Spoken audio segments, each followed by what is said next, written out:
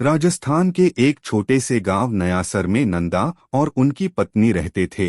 दोनों का जीवन आनंद पूर्वक चल रहा था। नंदा गृहस्थ थे तो भी लोभ, काम और क्रोध छू भी पाते थे। 2-3 घरों में भिक्षाटन करते, उससे जो 2 मुट्ठी चावल और आटा मिल जाता, उससे वे अपना और अपनी धर्मपत्नी सरस्वती देवी का पोषण कर लेते और दिन भर लोक सेवा के कार्यों में जुटे रहते।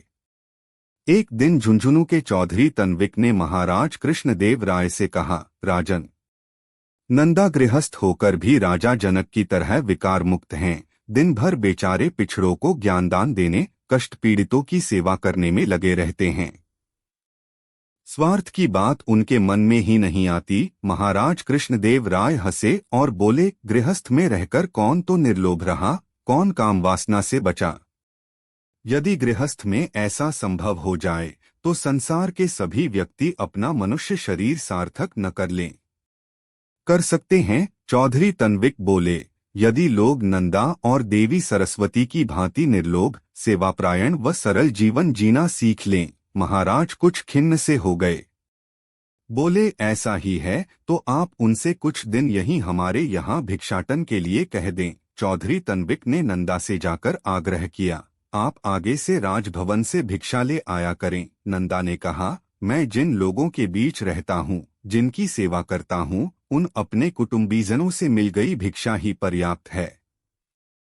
2 ही पेट तो हैं, उसके लिए राजभवन जाकर क्या करूँगा। पर चौधरी तन्विक तब तक बराबर जोर डालते रहे जब तक नंदा ने उनका आग्रह स्वीकार नहीं कर लिया।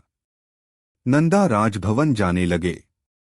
वहां से मिले चावल ही उनके उदर पोषण के लिए पर्याप्त होते।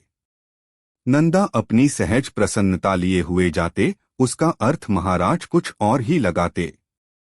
एक दिन तो उन्होंने चौधरी तन्विक से कह भी दिया, देख ली आपके नंदा की निस्पृहता, आजकल देखते नहीं कितने प्रसन्न रहते हैं।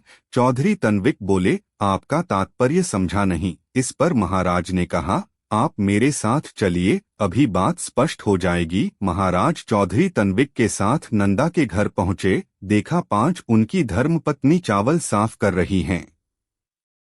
महाराज ने पूछा, बहन, यह क्या कर रही हो। इस पर वे बोली, आजकल न जाने कहां से भिक्षा लाते हैं, इन चावलों में कंकड़ पत्थर भरे पड़े हैं। यह कहकर उन्होंने अब तक बीने कंकड़ उठाए और बाहर की तरफ इन्हें फेंकने चल पड़ी। महाराज बोले, भद्रे, यह तो हीरे मोती हैं जिन्हें आप कंकड़ पत्थर कहती हैं। सरस्वती देवी हंसी और बोली कि पहले हम भी यही सोचते थे, पर अब जब से भक्ति और सेवा की संपत्ति मिल गई, इनका मूल्य कंकड़ पत्थर के ही बराबर रह गया। महाराज यह उत्तर सुनकर अवाक रह गए। वे आगे और कुछ न बोल सके।